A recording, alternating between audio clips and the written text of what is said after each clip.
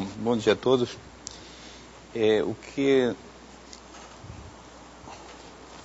Nós estamos encerrando um pedaço do conteúdo do curso que é relativo à teoria fundamental de equações diferenciais, existência, unicidade de soluções e a dependência dessas soluções de várias coisas, parâmetros, condições iniciais.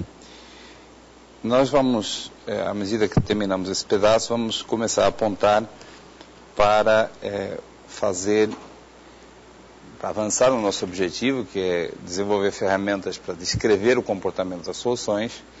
E a primeira etapa nessa tarefa é descrever o comportamento local de soluções. Como é que soluções se comportam próximo de um ponto, próximo de uma trajetória em particular. Então, comportamento em pequenos pedaços do espaço de fases. Então, ontem eu apresentei essencialmente terminologia, noções desenhadas especificamente para o caso de equações autônomas, e hoje eu quero fazer um pouco mais nessa direção. Para fazer essa teoria local das soluções de equações diferenciais, nós vamos ter que distinguir vários casos, dependendo do tipo de solução que a gente tem. Então, a partir da próxima aula, nós vamos desenvolver ferramentas para fazer o estudo, sobretudo para fazer o estudo próximo de pontos estacionários. Mas hoje eu quero provar um resultado que tem que ver com o comportamento, com essa teoria local para trajetórias próximas de uma trajetória regular, uma trajetória que não é estacionária. E esse vai ser o primeiro pedaço da aula. O segundo pedaço eu ainda vai depender do tempo que tivermos disponível. Mas então, esse teorema que eu quero provar hoje é um teorema que nos diz como é a cara local de trajetórias, de soluções de uma equação diferencial autônoma, próximo de um ponto que não é um ponto estacionário. E esse teorema se chama teorema do fluxo tubular.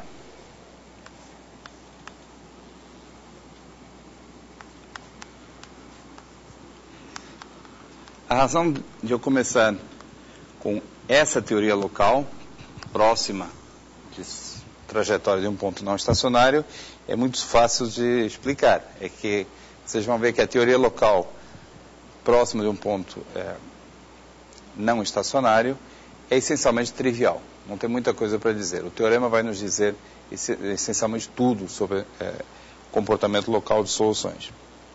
A teoria local próxima de pontos estacionários é mais sofisticada e vai demorar algumas aulas para desenvolver. Então, o teorema diz o seguinte, a nossa notação habitual, seja U aberto de RD, F de U em RD, uma aplicação de classe CK, onde K, sempre que eu não disser nada, vai estar subentendido que K toma qualquer valor entre 1 e possivelmente infinito, e seja x0, um ponto de U, tal que F em x0 não é zero. Um ponto estacionário, um ponto não estacionário da equação diferencial. Então, o teorema afirma o seguinte. Deixa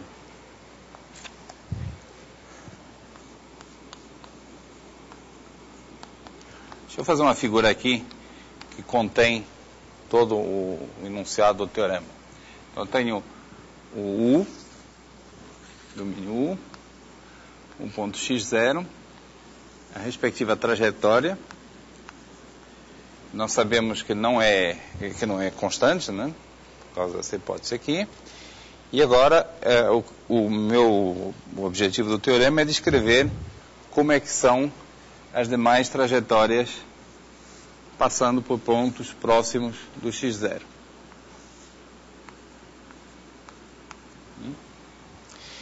E o que o teorema afirma é o seguinte, que para todos os efeitos práticos, essa figura local aqui é equivalente a essa outra que eu vou desenhar aqui.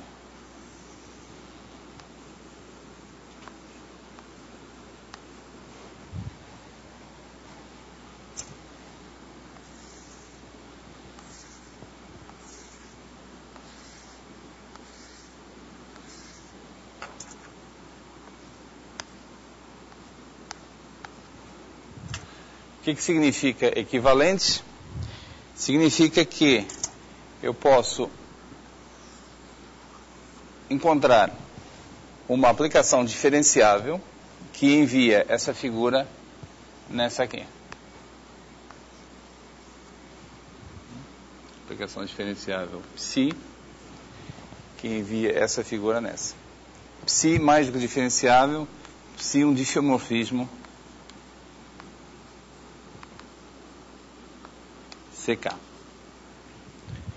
Quer dizer, a menos de escolher uma coordenada adequada, tão diferenciável quanto a própria f, as trajetórias do meu campo de vetores próximo do x0 são equivalentes a retas horizontais, digamos, percorridas com velocidade 1 próximo da origem. Então existe epsilon positivo e psi de menos epsilon, epsilon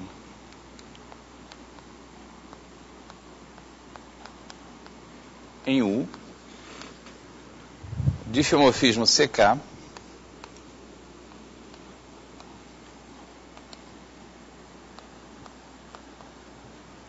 tal que psi de 0, 0 é o ponto x0, isso aqui é a origem. Nessa figura do lado esquerdo, eu estou distinguindo um eixo com dimensão 1 e outro eixo com dimensão d-1. Então, existe um diffeomorfismo que envia a origem na origem e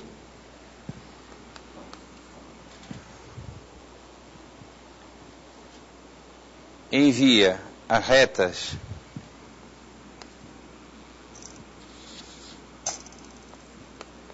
horizontais, portanto,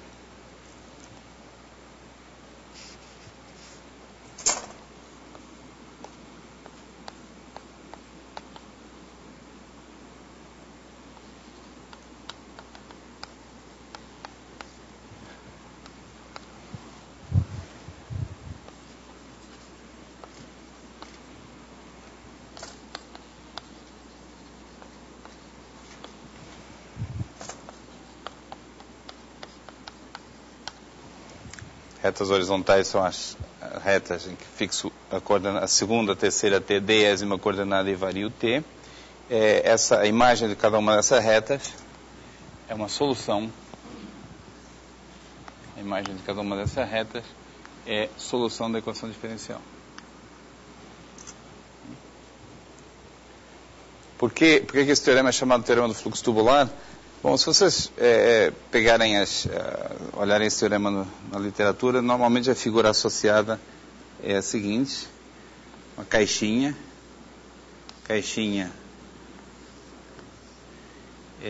essa é a caixinha menos epsilon, epsilon elevado a d. Dentro dessa caixa, a gente considera os segmentos de reta horizontais.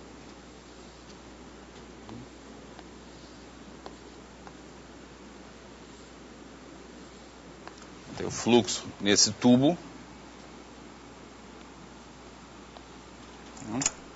E o que o teorema está dizendo é que o fluxo do nosso campo de vetores aqui é uma imagem deformada desse fluxo.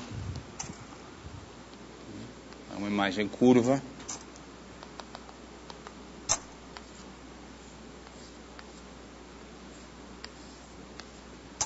desse fluxo reto aqui.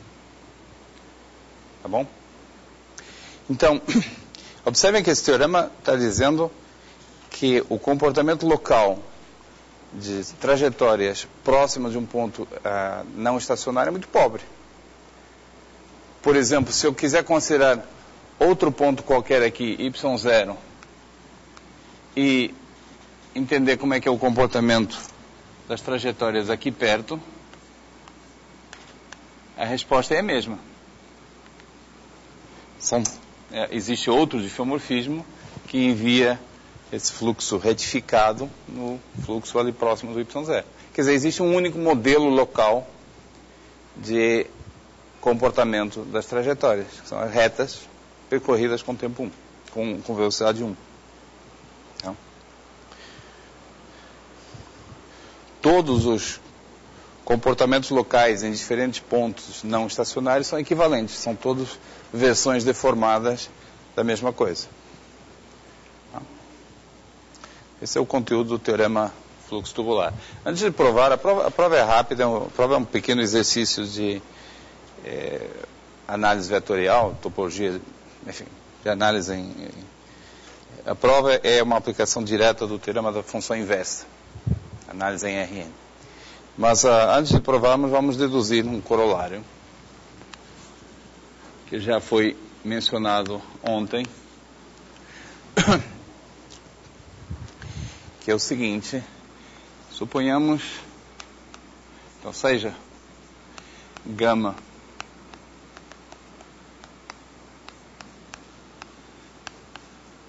uma solução maximal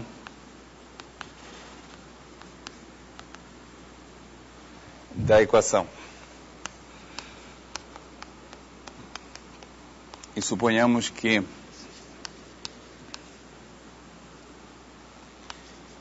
existe P igual ao limite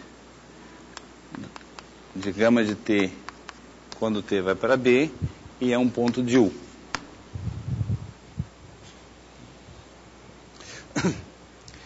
Então,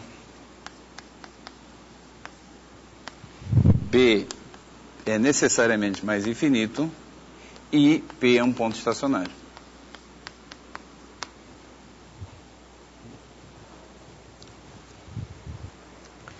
Como é que é a demonstração do corolário?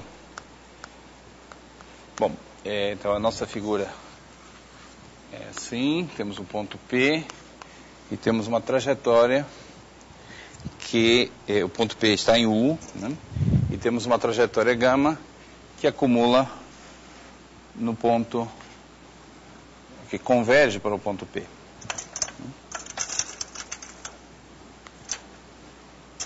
Então eu posso considerar uma pequena bola em torno do P, bola fechada de raio ρ, digamos, em torno do P.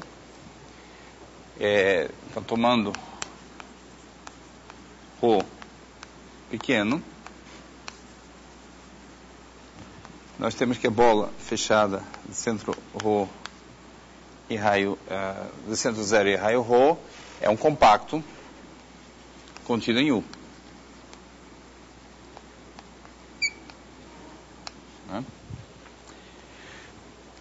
A hipótese de que gama de T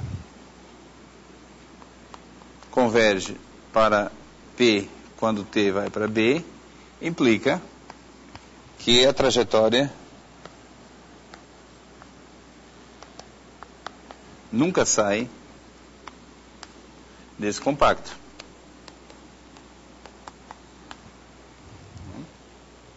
E isso implica que B é igual a infinito. A primeira parte a gente já sabia. Agora, por que P é necessariamente um ponto estacionário? Bom, suponhamos que não é.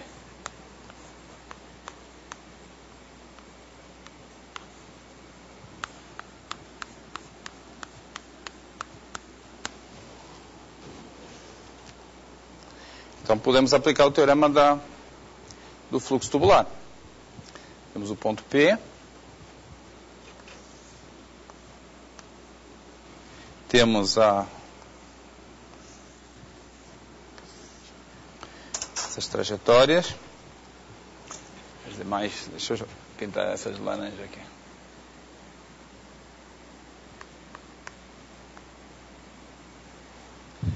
Então, temos as trajetórias.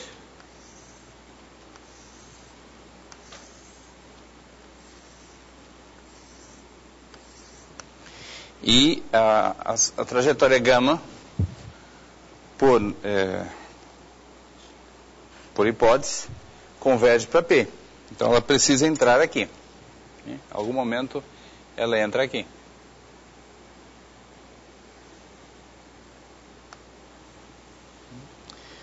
Então, gama T converge para P, implica em particular que, muito em particular, que existe uma sequência, né, implica que existe sequência TK, indo para infinito, tal que gama TK converge para P. Eu estou representando aqui um ponto gama, um certo tempo, mas a figura é meio óbvia, né? Se gama TK converge para P, então gama TK mais, digamos, epsilon sobre 2, é o mesmo epsilon do teorema do fluxo tubular, converge para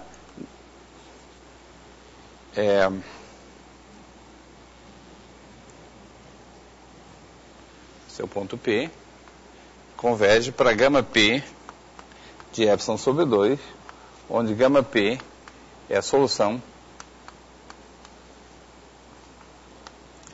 que passa por a solução de x' igual a f de x com x de 0 igual a P. É essa a solução. Aqui gama P.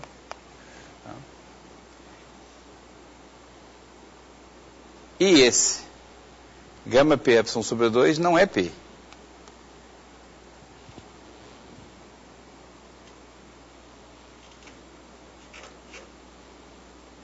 Então, esse fato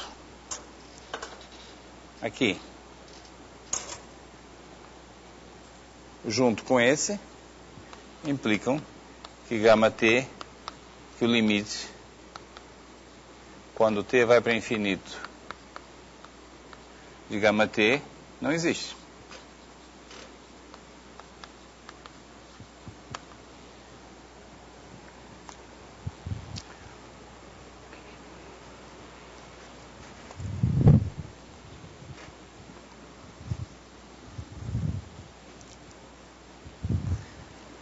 Qual é a dúvida?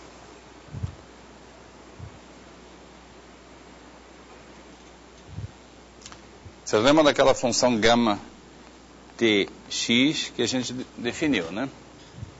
Esse aqui é o ponto, vamos dizer, um ponto x0. Essa é a solução gama x0. Né? Então, nós estamos supondo que gama x0 converge para P.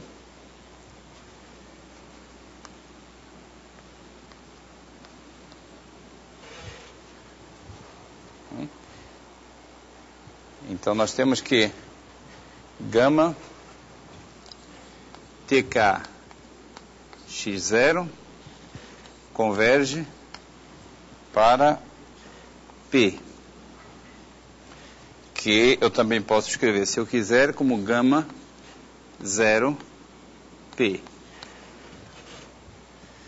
Agora, se eu considerar gama TK mais epsilon sobre 2 x0, que é o que eu estou fazendo aqui, nós sabemos, pelas propriedades das soluções, que isso é gama epsilon sobre 2 gama TK x0. Como essa função gama é contínua e esse termo está convergindo para P, isso aqui tem que convergir para gama epsilon sobre 2 P. Foi o que eu afirmei aqui.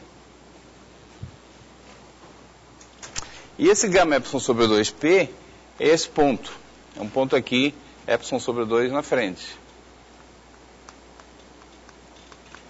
Ele não é igual a P, porque, lembrando, tudo isso aqui é imagem por um diffeomorfismo de segmentos de reta horizontais. O P é a imagem do zero, o gama P epsilon sobre 2 é a imagem do epsilon sobre 2. Esses dois pontos são distintos, daqui para cá eu tenho um diffeomorfismo, portanto esses dois pontos são distintos. Tá bom? Alguma pergunta? Não, dá para fazer direto. Dá para fazer direto. Tá? Mas no teorema, com o teorema do fluxo tubular a gente vê, é meio óbvio, né? Que o que está dizendo é mais visível. O que está dizendo o teorema do fluxo tubular? Que próximo do P todo mundo está se deslocando na mesma direção. Então, a trajetória gama não tem como convergir para o P. Porque na hora que ela chega perto do P, ela tem que deslizar junto com as outras. Portanto, não pode estar convergindo para o P. Tá? Mas você tem razão, não precisa o teorema do fluxo tubular para provar isso aqui.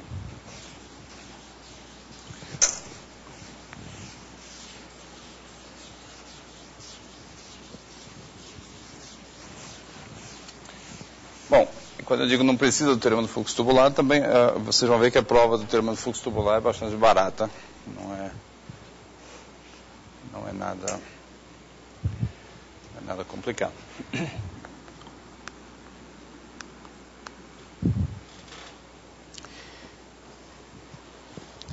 Como é que é a demonstração do teorema?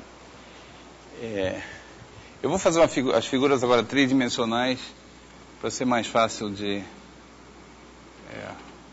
visualizar o que eu quero fazer. Então, a primeira coisa que eu vou fazer é o seguinte. Eu tenho aqui a trajetória gama. A primeira coisa que eu vou fazer é escolher dentro do U, essa figura aqui então está no espaço, dentro do U eu vou escolher um domínio, que é um pequeno disco, passando pelo x0 e transversal à trajetória, transversal àquela gama. Então, eu vou escolher mais precisamente uma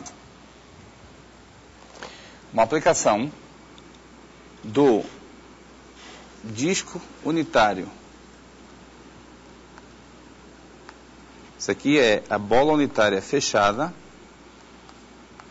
em torno do zero, dentro do RD-1. E eu vou considerar um mergulho dessa bola, tá, cheia, vou mergulhar essa bola dentro do U, passando pelo x0.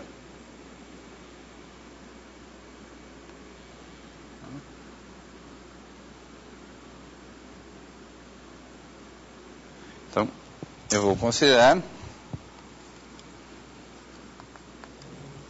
uma aplicação G da bola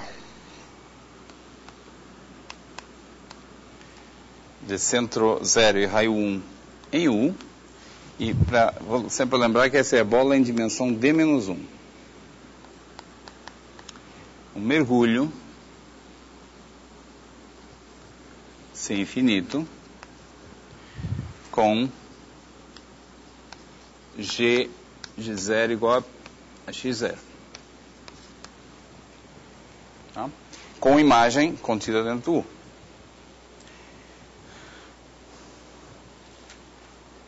E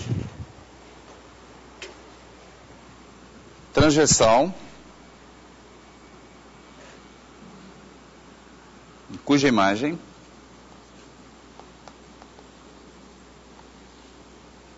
é transversal à trajetória gama no ponto x0.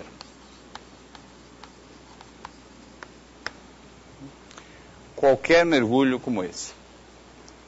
Primeiro, é evidente que a gente sempre pode escolher uma infinidade de mergulhos da bola com essas características, mas se vocês querem ter um exemplo concreto, vocês querem ter um exemplo concreto ou é óbvio que podemos fazer isso? É óbvio, né? Por exemplo, se a trajetória gama tiver não for estritamente vertical, se ela tiver uma componente na horizontal, a gente pode até escolher esse mergulho perfeitamente vertical. Quer dizer, uma bolinha esse é o eixo do x1, e esse é o plano das demais coordenadas. Podemos tomar aquela imagem dentro desse plano coordenado. Fazer conta à mão. Mas é evidente que podemos fazer isso. Tá? Agora, em seguida, nós vamos definir a aplicação psi,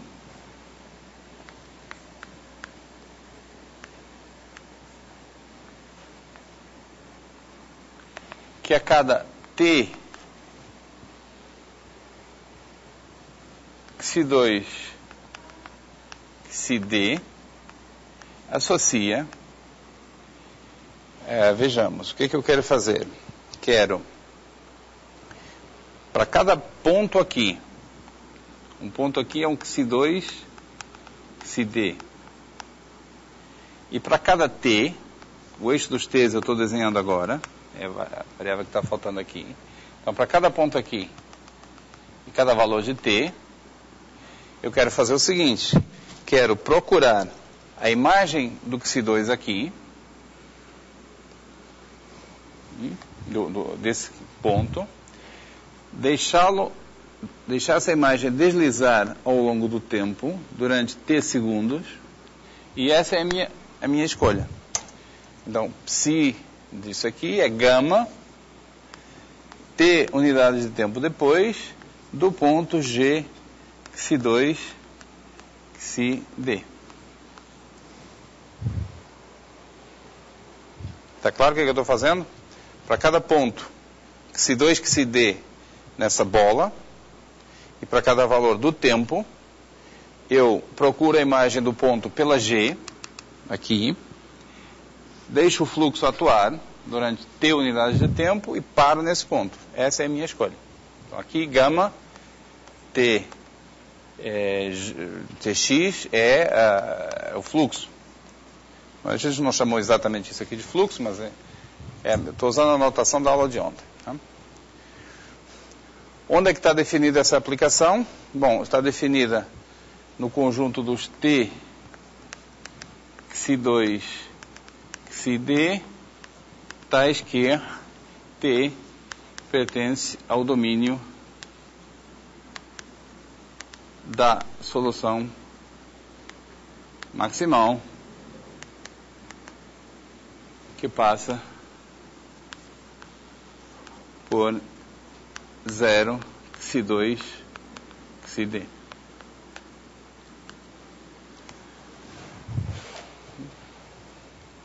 E toma valores em U, em RD, em U.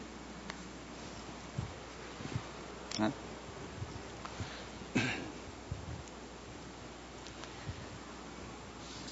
O que eu sei sobre essa aplicação, definida desse jeito? Bom, eu sei que psi é CK, porque eu estou supondo o campo de vetores CK e, portanto, a função gama é CK, e eu escolhi o mergulho sem infinito, tá? Então, isso aqui, porque gama é CK e G é sem infinito. Agora, eu não vou afirmar que esse psi é um diffeomorfismo. Eu não sei sequer se esse psi é injetivo. De fato, não é razoável que seja. Poderia acontecer o seguinte: poderia acontecer que o meu T seja muito grande e eu vá passeando e uma hora volto aqui. Então, não é razoável esperar, em geral, que esse psi definido tal como, por exemplo, poderia voltar no ponto de partida. Pode, por um azar, a trajetória que passa por esse ponto ser uma trajetória fechada. Então não é razoável pensar que esse psi vai ser a resposta ao meu problema, mas eu vou provar o seguinte.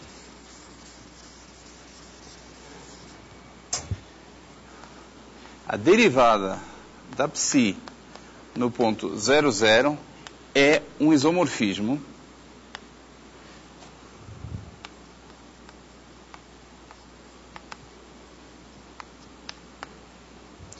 lembrando, a derivada é uma aplicação linear. O domínio aqui do lado esquerdo está dentro do RD. O contradomínio está dentro do RD também.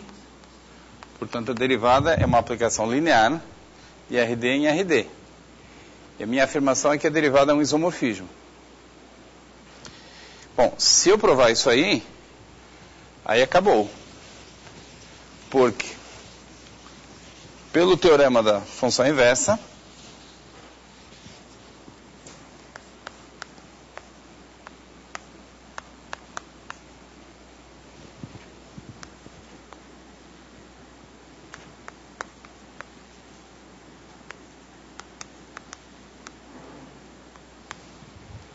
existe uma vizinhança que eu posso escolher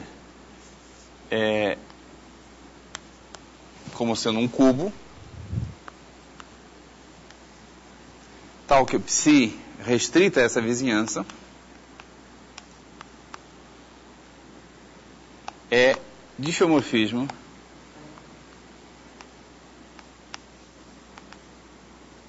sobre a sua imagem.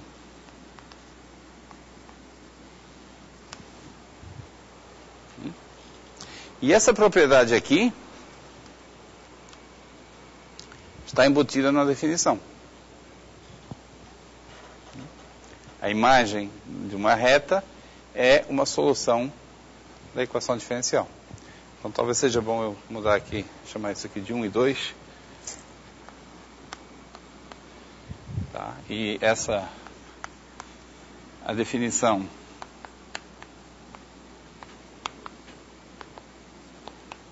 da propriedade das propriedades A e B no enunciado.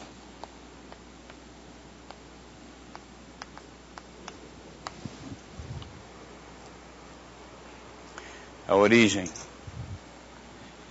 é enviada no ponto x0 e as retas horizontais são enviadas em trajetórias do fluxo. Portanto, para acabar a prova, a única coisa que eu preciso conferir é essa minha afirmação de que a derivada na origem é um isomorfismo.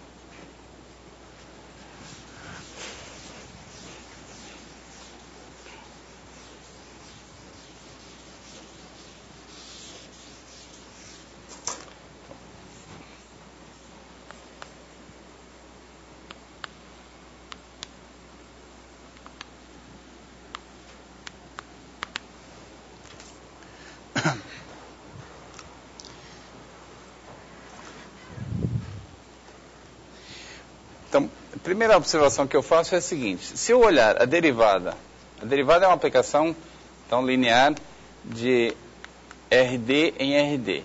Mas se eu olhar a restrição dela ao plano vertical, ao hiperplano vertical, então a restrição a 0 por RD menos 1, o que isso significa? Que eu estou fixando t igual a 0 e estou olhando as derivadas parciais em relação às variáveis xi2 até xd. Então, fixo t igual a 0 e analiso a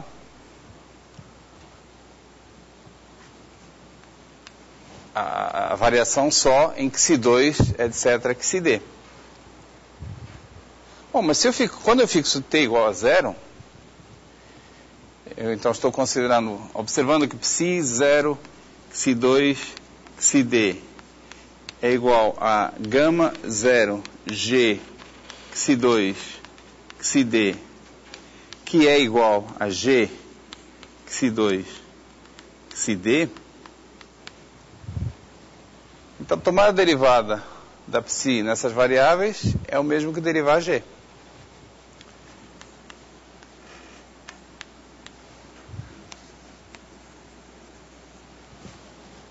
Não é? E G é um mergulho. Eu não relembrei a definição do mergulho. Todo mundo lembra o que quer dizer mergulho? É uma aplicação C infinito, mergulho C infinito, é uma aplicação C infinito, que é um homeomorfismo sobre a sua imagem. É diferenciável e de fato, é um diffeomorfismo sobre a sua imagem. Então, isso aqui é um isomorfismo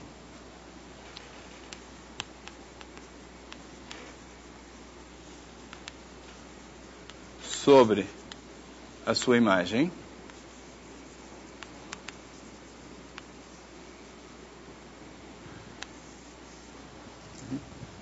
Deixa eu colocar aqui embaixo. Portanto, a derivada psi restrita ao hiperplano 0 por RD menos 1 é um isomorfismo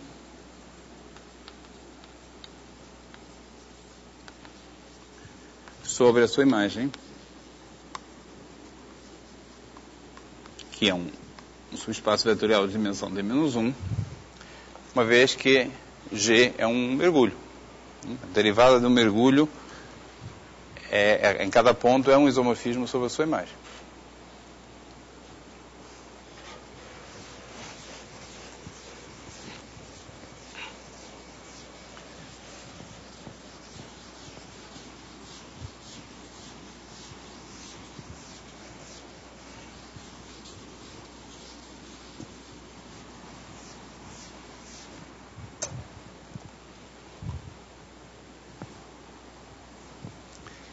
Então, temos a primeira observação aqui. Agora, a derivada da psi restrita à reta complementar, ao R por 0, derivada nessa direção. Bom, é uma coisa que a gente conhece, é a derivada parcial da psi, calculada na origem. Bom, e o que acontece quando eu derivo em ordem a derivada parcial em ordem à variável t? O que acontece quando eu derivo em ordem a t?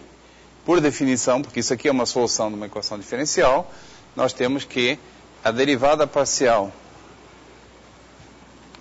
de t, em ordem a t, de gama t, g, xi1, xi2, xd, isso é o vetor velocidade dessa curva, é igual ao campo de vetores calculado em t, gama, calculado em gama, t, xi2, xd. Tá? Justamente porque isso aqui representa as soluções.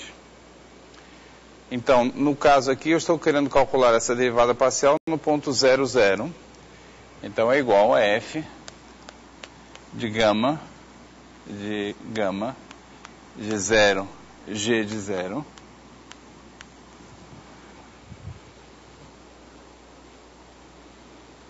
não é? Gama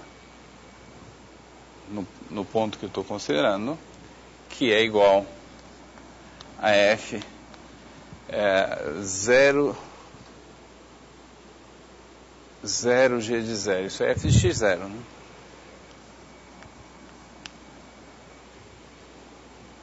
Então, essa derivada aqui, derivada em ordem ao tempo, é transversal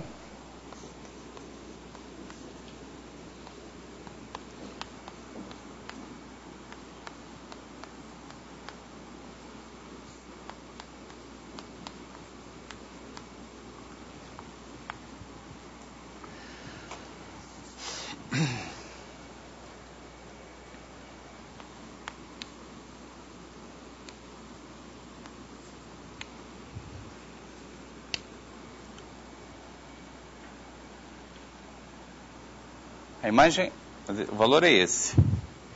Isso aqui foi escolhido, que eu apaguei, tanto aqui, cuja imagem é transversal à curva. A curva tem a direção do fx0. Então, deixa eu colocar assim, que é transversal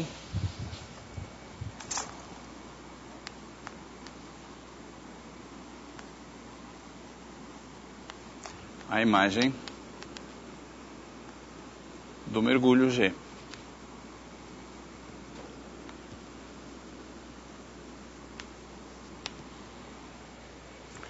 Certo?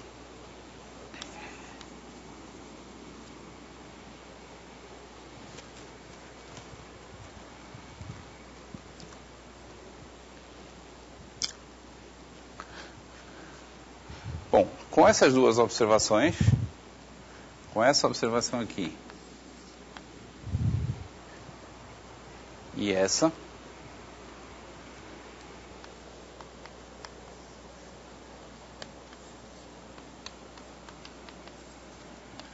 o que a gente pode dizer sobre a dimensão da imagem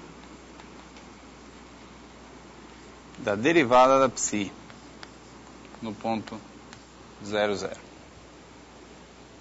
Tem uma aplicação linear, derivada psi 0, 0, que vai de RD em RD, e nós estamos querendo provar que ela é um isomorfismo. Então, pergunta, sabendo com essas observações 1 e 2, o que a gente pode dizer sobre a dimensão da imagem dela? Aqui está dizendo que a imagem é pelo menos D-1, não é? Porque a imagem, porque só a restrição ao RD-1 já é um isomorfismo sobre a respectiva imagem. Portanto, tem dimensão pelo menos D-1. E aqui eu estou encontrando mais um vetor que está na imagem da derivada e que não pertence àquele hiperplano. Então a dimensão é pelo menos, né, pelo menos D-1 mais 1. Isso aqui vem do I e isso vem do 2I. Ou seja, é D. Então eu concluo que a dimensão da imagem, que essa aplicação linear é subjetiva. Se é subjetiva, é um isomorfismo.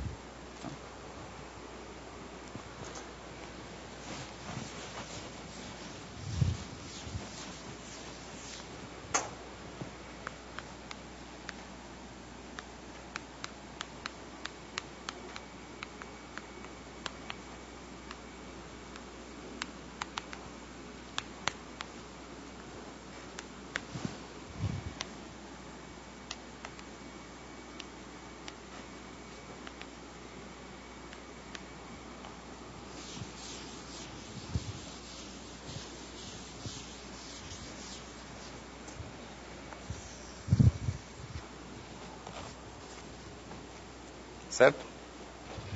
Então, com isso, nós terminamos a prova do teorema do fluxo tubular.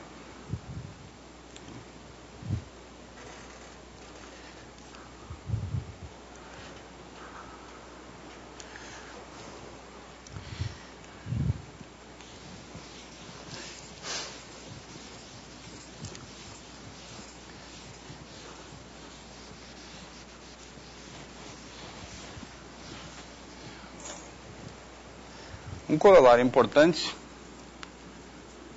muito utilizado,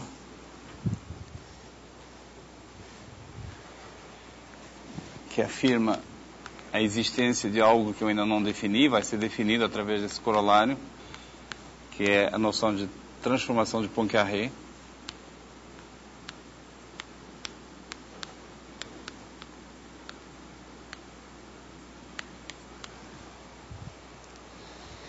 É o seguinte, seja gama uma trajetória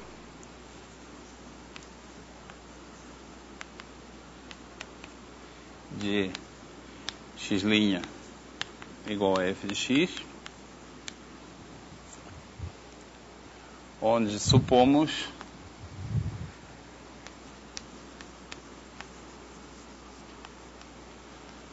que F é de classe CK.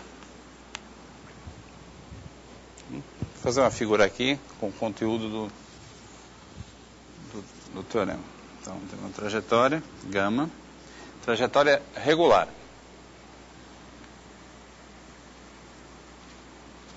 A trajetória não estacionária. Vai ser mais...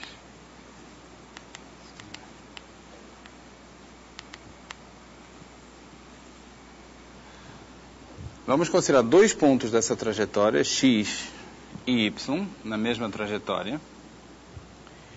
E em cada um deles, vamos considerar dois domínios, dois discos transversais à trajetória. Quando eu falo disco, não é necessariamente redondo. Eu quero dizer qualquer coisa que seja transversal de dimensão d-1 e transversal à trajetória.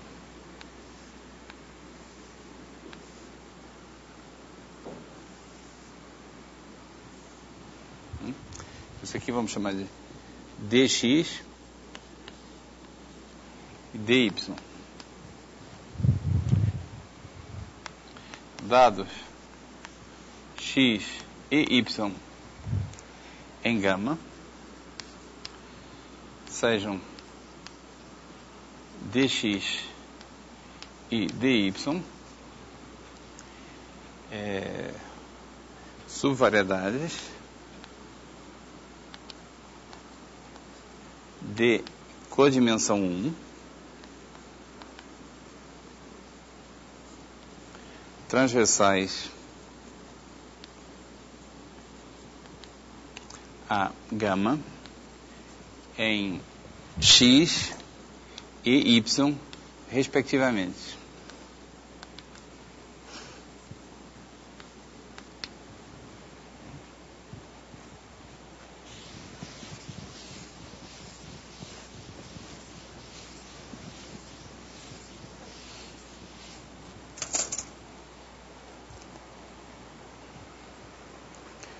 Bom, isso aqui, em particular, implica que o domínio de definição dessa gama contém, né, os pontos x e y. E agora, eu vou considerar um ponto x', bem próximo do x, e vou considerar a trajetória que passa por esse x'. O teorema de continuidade das soluções com relação a condições iniciais me diz que a trajetória do x' tem um domínio de definição que não pode ser muito menor do que o domínio de definição da trajetória do x. Tá? Domínios de definição não implodem, primeira coisa. E segunda, se o x' está próximo do x, as duas trajetórias permanecem próximas durante bastante tempo.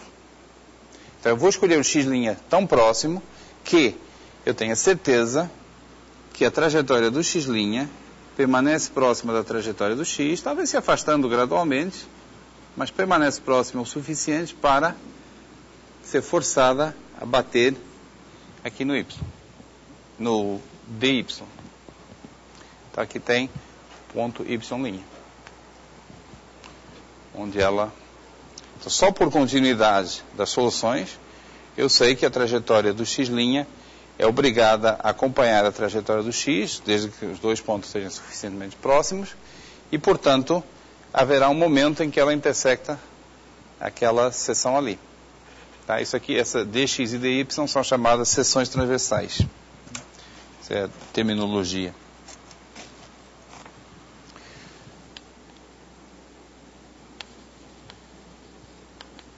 Transversais ao fluxo.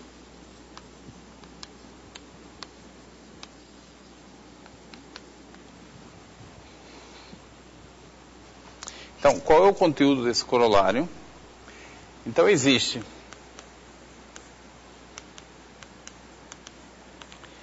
d'x, vizinhança de x dentro da seção transversal dx, e existe uma aplicação P desse d'x em dy, tal que, primeira propriedade, p de x é igual a y. Tá? A aplicação que eu quero escrever aqui enviaria esse ponto x' nesse ponto y'. X' e y' igual a p x' estão na mesma trajetória.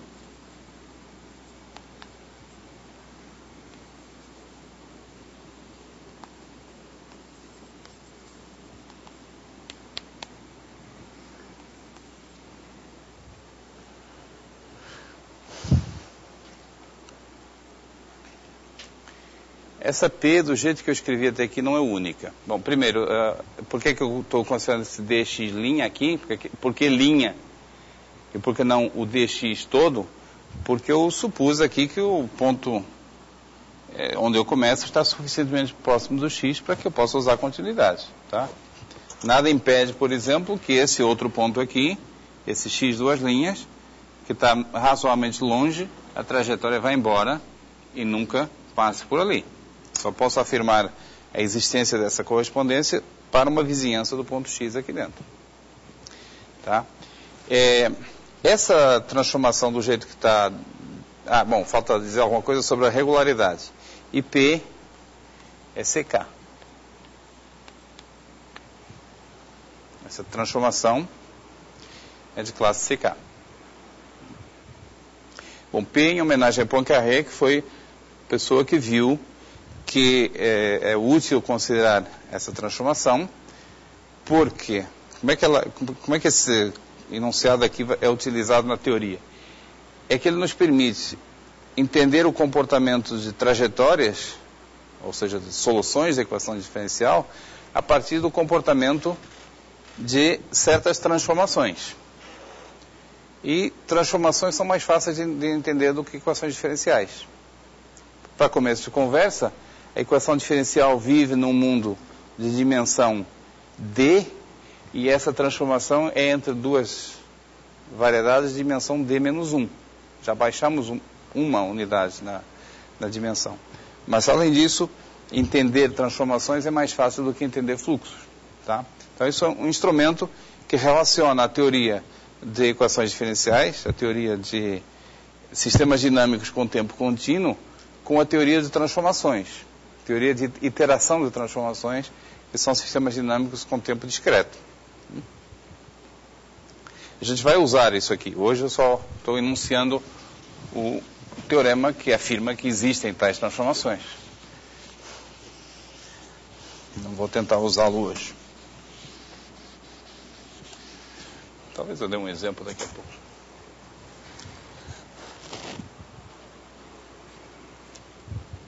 Vou dar um exemplo daqui a pouco. Então, como é que é a demonstração desse corolário?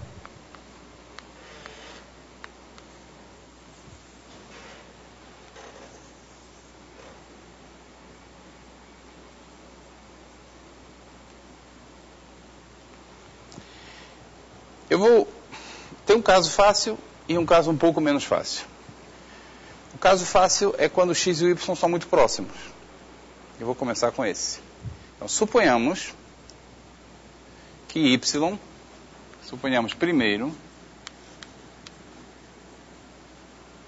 que y pertence ao domínio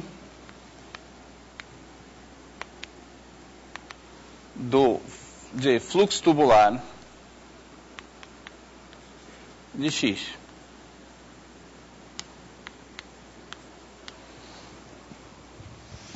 Então, o que eu quero dizer com isso? Eu tenho a trajetória, tenho o ponto x, e o y está próximo o suficiente para estar contido naquele domínio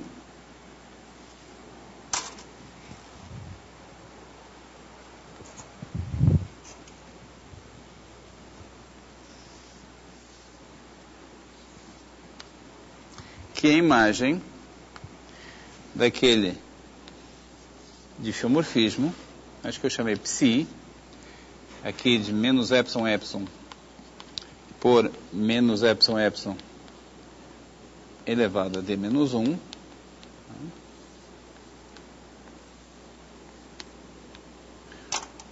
que envia retas horizontais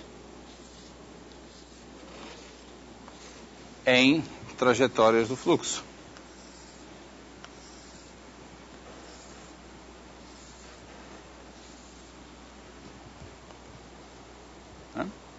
Então, vou supor que o x está perto o suficiente para que, do y, o y está perto o suficiente do x para estar contido dentro do domínio onde eu consigo fazer esse fluxo tubular.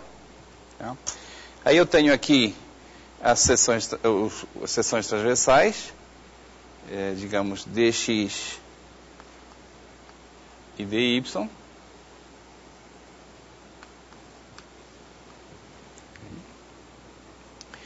E o que eu posso fazer é pegar essas seções transversais e considerar as pré-imagens delas aqui pelo psi. Psi é um diffeomorfismo, portanto, toma uma seção transversal diferenciável e transforma em alguma coisa diferenciável aqui.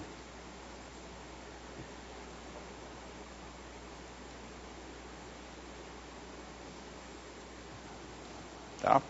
Deixa eu chamar isso aqui sigma x, sigma y. Então, sigma x é a pré-imagem pelo fluxo tubular, pelo diffeomorfismo do fluxo tubular de dx, e a mesma coisa para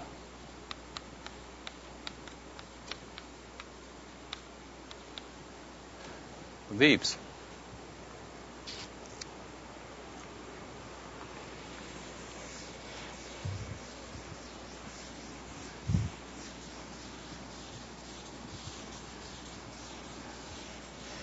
Como o dx e o dy são transversais a gama, e como isso aqui é um diffeomorfismo, ele preserva a transversalidade. Então,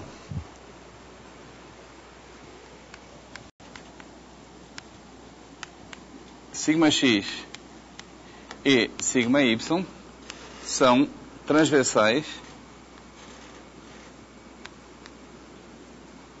ao eixo horizontal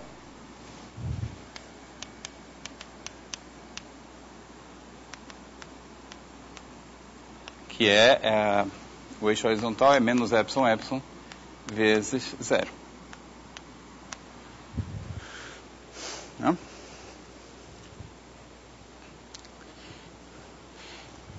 E agora, aqui embaixo, é muito fácil escrever a transformação que envia cada ponto em um ponto, cada ponto do sigma x em um ponto do sigma y na mesma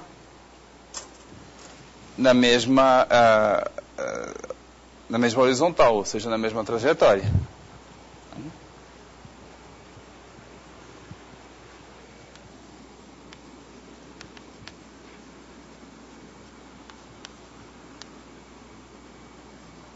A aplicação eu vou chamar de Q, que vai do sigma x para o sigma y, que faz o quê?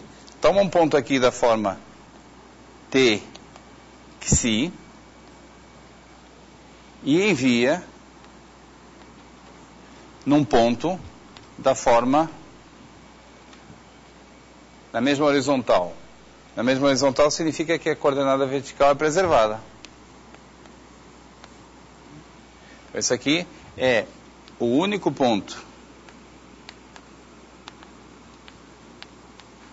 de sigma y na mesma horizontal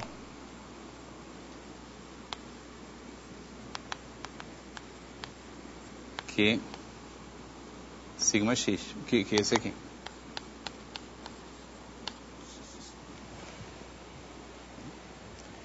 Então, a aplicação é essa aplicação que eu estou desenhando. Toma um ponto da xx, desliza na horizontal até encontrar sigma y. Alguma dúvida? Essa aplicação é uma aplicação de classe CK. É simplesmente a projeção restrita ao que x, e a projeção ela é sem infinito, de fato.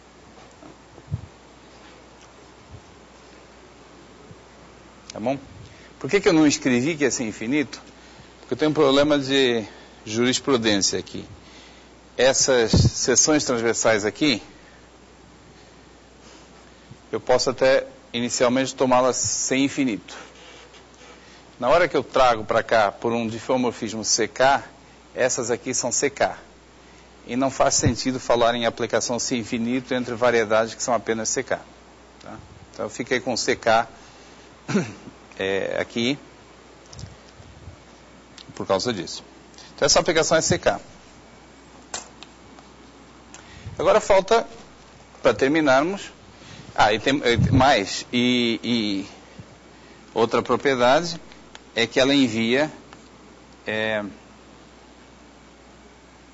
a origem em a origem, que é um ponto, a origem está aqui, é o ponto que é enviado em P, pela psi,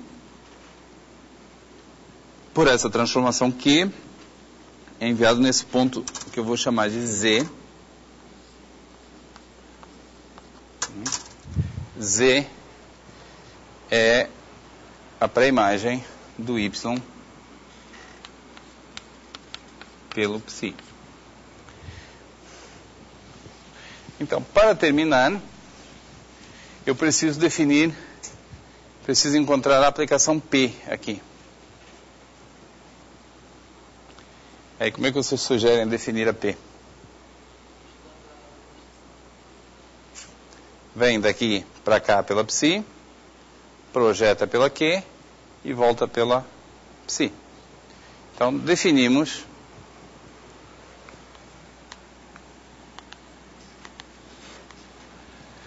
P igual a psi menos 1, composta com Q, composta com psi, restrita a uma vizinhança dx', vizinhança de x dentro de dx, suficientemente pequena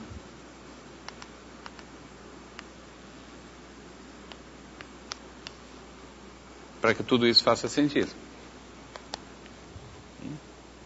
Onde que a gente restringiu? Só para ter certeza que a gente sabe o que está fazendo.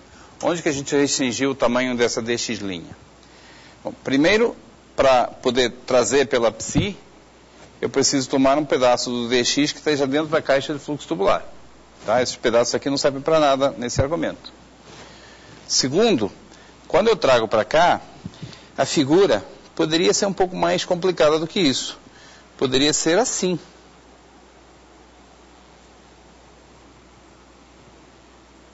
Porque eu só pedi que o dx fosse transversal ao gama, isso significa que é transversal aqui, mas não impede de fazer umas bobagens depois. Então isso aqui poderia ter essa cara, e é a mesma coisa para o sigma y, mas se eu restringir, como eu sei que é transversal aqui, na origem, se eu restringir um pouco, talvez tenha que restringir um pouco aqui, para garantir que a sigma x fica transversal às horizontais. Tá? Mesma coisa para sigma y. E aí sim é verdade o que eu escrevi, que existe um único ponto de sigma y na mesma horizontal. De acordo? Então aí que eu restrinjo, acabou a restrição. Aí, bom, finalmente preciso que a projeção esteja definida daqui para cá. Se o sigma y for pequenininho, talvez eu tenha que encolher um pouco mais o sigma x para garantir que eu posso passar do sigma x para o sigma y. São essas as restrições que a gente faz na vizinhança Mas feitas essas restrições, essa aplicação está definida e todo mundo aqui é CK. Psi é CK, Psi menos 1 é CK, Q é CK, portanto, a transformação está bem definida. Certo?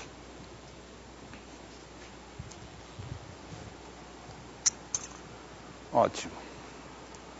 Então, eu acho que o que eu vou fazer nesses últimos minutos é discutir um exemplo, fazemos uma aplicação do teorema de fluxo tubular.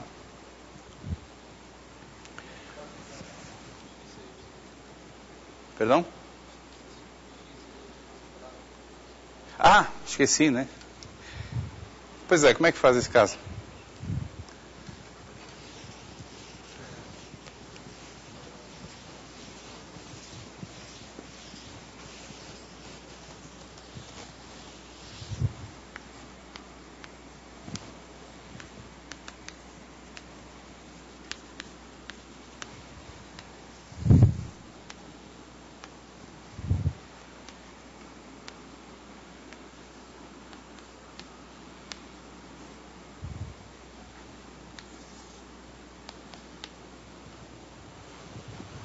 Como é que faz esse caso?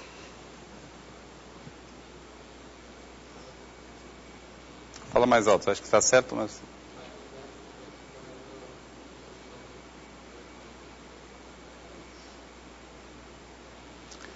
Não sei se eu entendi.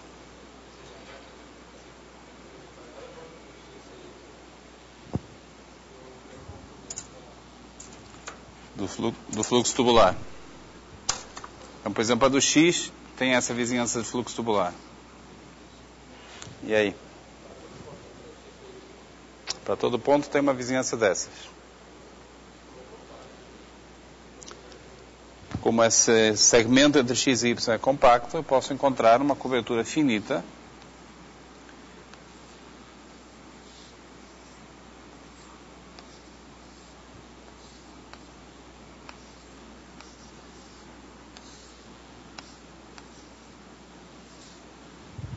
desse domínio aqui por abertos, que são vizinhanças de domínios de fluxo tubular. E agora posso escolher pontos. Aqui eu exagerei. Posso escolher pontos na interseção auxiliares e considerar seções transversais aqui.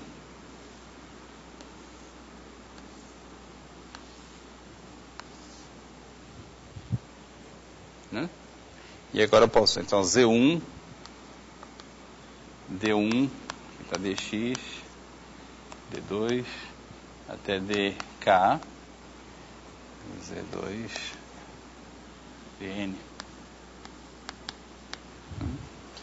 E agora, pelo caso anterior, eu tenho uma aplicação P0 que vai de DX' para D1, uma transformação de Poincaré com as propriedades todas, né?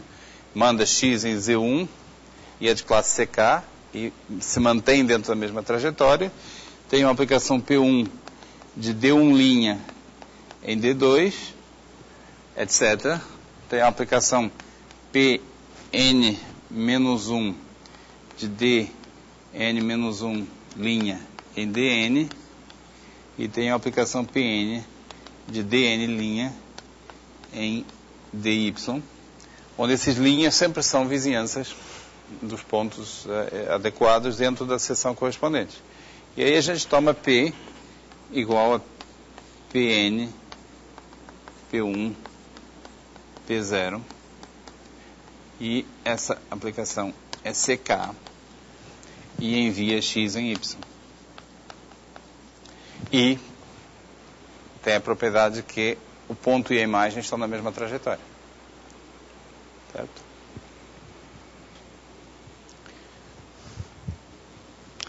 De fato, eu acho que eu não vou chegar a fazer isso no curso, mas é possível demonstrar, e não é difícil demonstrar, uma versão do teorema do fluxo tubular, chamada teorema do fluxo tubular longo, onde a gente começa com um segmento compacto de uma trajetória, de tamanho qualquer, e diz que é possível encontrar uma vizinhança desse segmento compacto grandão e um diffeomorfismo que retifica o fluxo. Quer dizer, aquilo que eu disse numa caixinha menos epsilon, epsilon, pode ser provado num retângulo com o comprimento que a gente quiser, tá?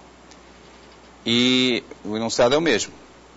Tá? A única diferença é que, em vez de ser uma pequena caixa, é um retângulo fininho, mas arbitrariamente longo. Como é que é a demonstração do teorema do fluxo tubular longo?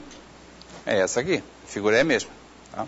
A gente faz o fluxo tubular aqui, depois faz ali, compatibiliza. Um negócio meio chatinho de fazer, mas a demonstração é essa aí. Tá? Guardem essa. Eu acho que a gente não vai precisar disso no curso e, portanto, não vai provar. Mas guardem essa informação, porque ela ajuda. Então, para terminarmos, 5 minutos, vamos analisar um exemplo. Inclusive um exemplo que eu já introduzi na aula passada, que era x', x1' igual a menos x2 mais epsilon x1, 1 menos x1 quadrado menos x2 quadrado, x2' igual a x1 mais epsilon x2, 1 menos x1 quadrado menos x2 quadrado.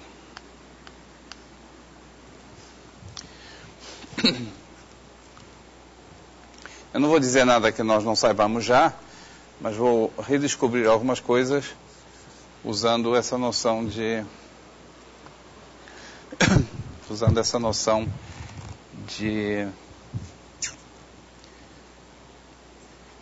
transformação de Poincaré. Então nós vimos na aula passada, ontem, que o círculo unitário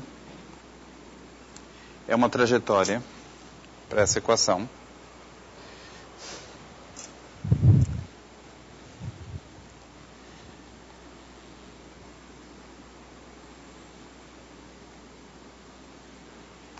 É uma trajetória fechada.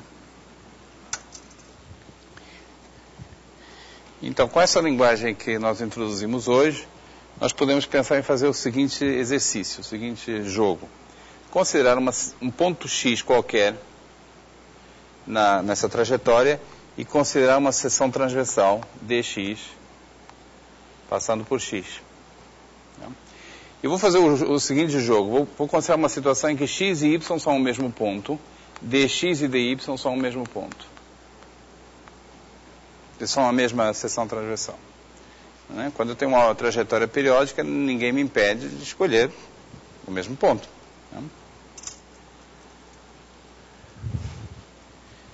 E nós tínhamos visto que esse sistema é equivalente a esse outro, θ' igual a 1 e ρ' igual a epsilon ρ, 1 menos ρ quadrado.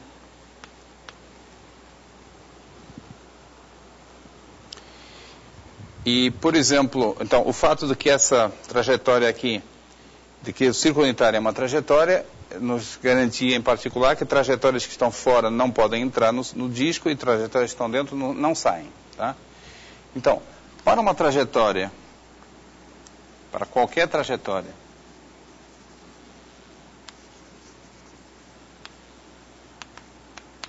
fora do disco,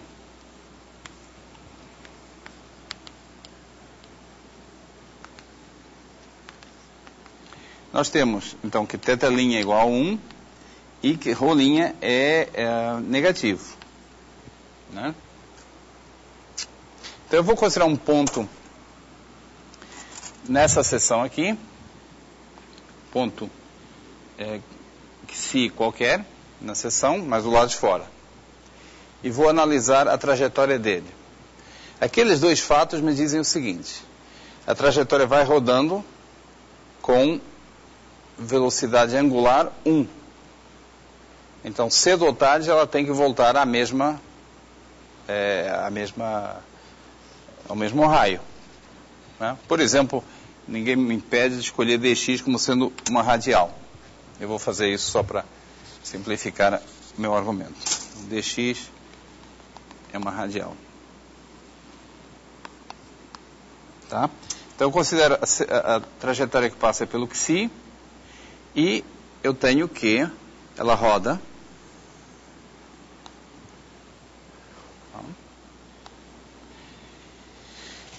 E o tempo todo, ρ' é negativo. Então, se eu analisar a variação do ρ ao longo dessa trajetória, o ρ final menos o ρ inicial, vou denotar assim meio informal, ρ final é necessariamente menor que o ρ inicial. Então, na hora que essa trajetória volta à seção transversal, volta aqui dentro. De acordo? Inicial e final que eu considero aqui é até voltar à mesma radial. Tá? Pelo mesmo argumento, se eu considerar um ponto eta do lado de dentro,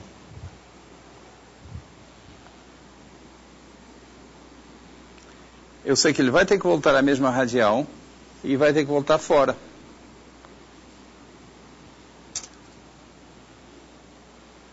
Porque do lado de dentro, o ρ' é positivo. Tá? Então, o que eu tenho? Tenho que a minha transformação de Poincaré envia dx dentro de dx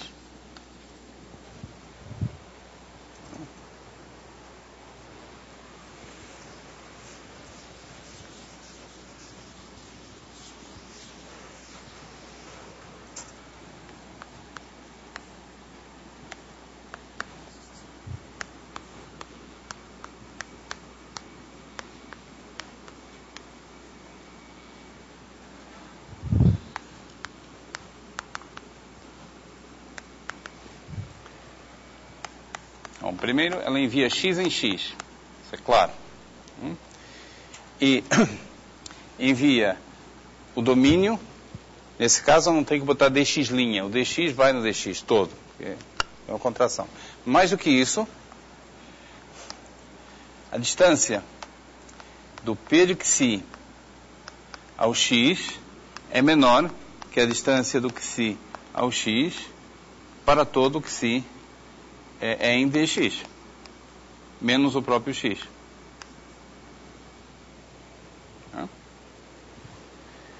Então, eu não estou dizendo não quero afirmar que aquela equação diferencial é muito complicada. Mas, supondo que fosse até muito complicada, nós acabamos de descobrir uma maneira muito simples de entender o comportamento das soluções próximo daquele círculo. Por quê? Porque nós associamos ao fluxo uma transformação que vai de um certo domínio dx, que eu estou representando aqui, nesse domínio dx,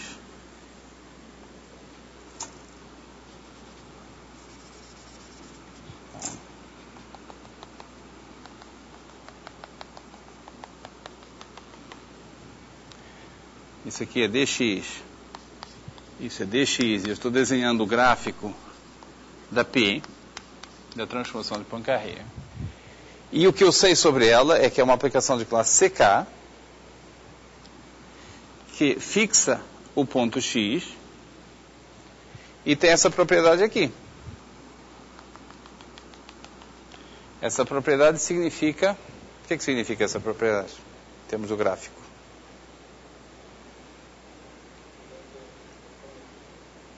Como é que é? Fica dentro do cone, fica assim.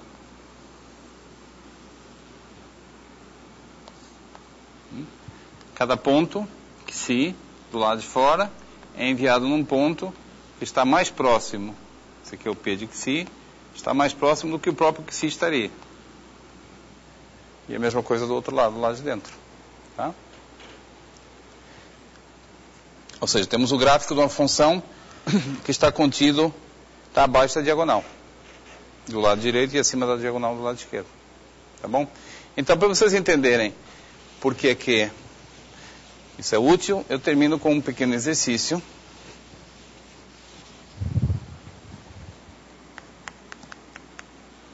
Que não tem nada a ver com equações diferenciais.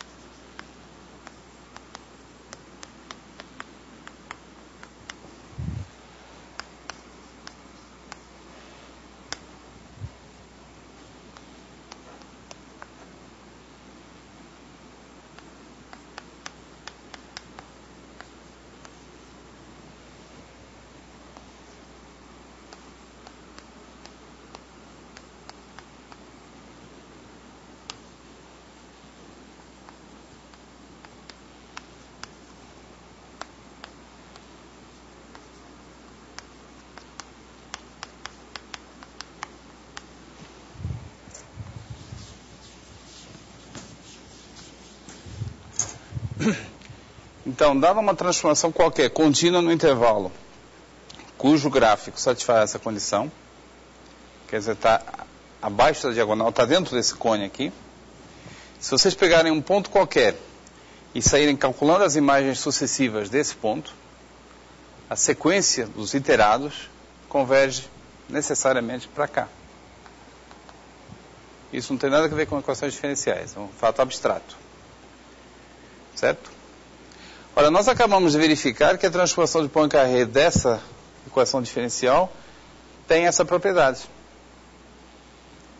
Portanto, aplicando esse leminha aqui, concluímos que todas as trajetórias,